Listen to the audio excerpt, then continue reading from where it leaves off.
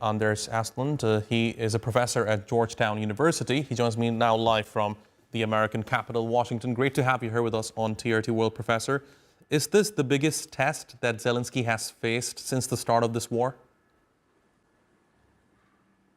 Yeah, this is a very serious issue. This is the biggest corruption issue that Ukraine has experienced since the war started. It's the two current ministers, or that is, they have just been fired, and two former ministers, or I should say recent ministers, who have been named in this case. It's vital for Ukraine to get money, because money is what keeps Ukraine alive. And the US is now giving absolutely nothing to Ukraine. So it's the European Union that has to finance Ukraine. As you mentioned, Hungary is all against Ukraine and all in favor of Russia. So they are trying to sabotage it. And of course, a corruption story is strengthening their case, while Hungary has become the most corrupt country within the European Union under Viktor Orban's leadership, according to Transparency International.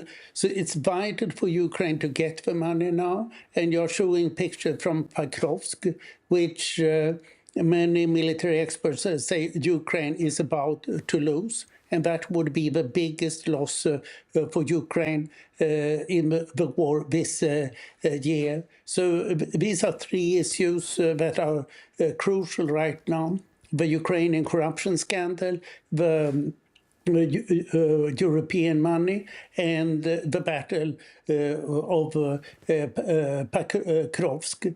And it appears as if President Zelensky sees the light, that he is pushing hard for punishing those people who have been quite close to him, that have been implicated in this corruption scandal. Right. And Professor, now let me get your thoughts on something that is gaining popularity, if I may, on social media lately. See, Ukraine right now is facing a domestic crisis. And of course, this domestic crisis is also having an impact on the resolve of Ukrainian forces on the battleground. This is primarily why we saw the president of Ukraine visit Ukrainian troops in the south of the country.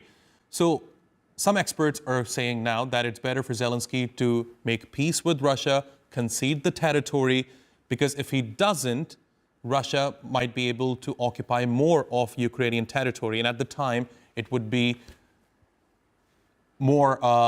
It would mean more loss for Ukraine. I wonder, what are your thoughts on this? Yeah, this is a common view of outsiders. I was in Kiev last 2 months ago, spent a week there. This is not at all the view of the Ukrainians. The Ukrainians think like this, and this is a broad view. Either we fight the Russians, or we have to leave this country. We can't survive. The Russians will kill us systematically if they come. Putin's war aim is not to take a little bit of Ukraine. It is to obliterate the Ukrainian nation. And say that 2/3 of the Ukrainians understand this very clearly, and that's why they're fighting. But of course, Ukrainians get very upset about this kind of corruption. This case was actually quite well known when I was in Kiev 2 months ago, so people discussed it and wonder when it would break, and now it has broken out. So Ukraine is amazingly transparent. You can know these things simply by talking to senior analysts. Professor, when do you think it's going to end then? You know, of course, it seems to me that it has reached another deadlock.